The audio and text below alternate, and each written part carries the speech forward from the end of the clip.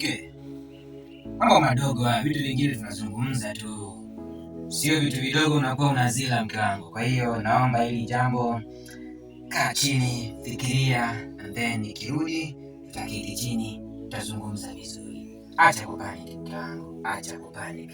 Haya mambo yanazungumzika tu mke wangu, mbona unakuwa ni kama yani unakasirika? Siwezi kufanya kitu kibaya mimi. Kwa hiyo nikirudi naomba tuketi chini, tutazungumza. Hivi sasa naenda kazini, nipo busy kidogo, so take care mke wangu, take care. Love you so much.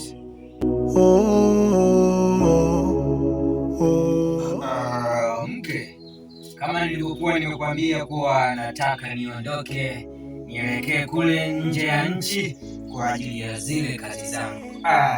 Natumai utabaki salama mke wangu. Kwa hiyo kuna kiasi cha pesa nimekuachia pale kwenye draw. Kwa hiyo utachukua hicho kiasi cha pesa, natumai kitakusaidia kwenye muda huu ambao sitakuwepo hapa nyumbani. Mke wangu, take care by the way.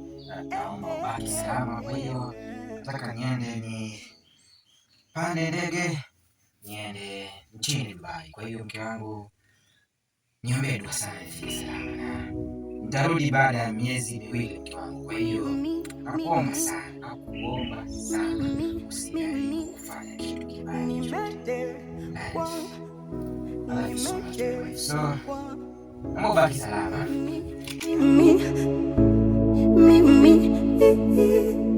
Nimetekwa na mapenzi, nimetekwa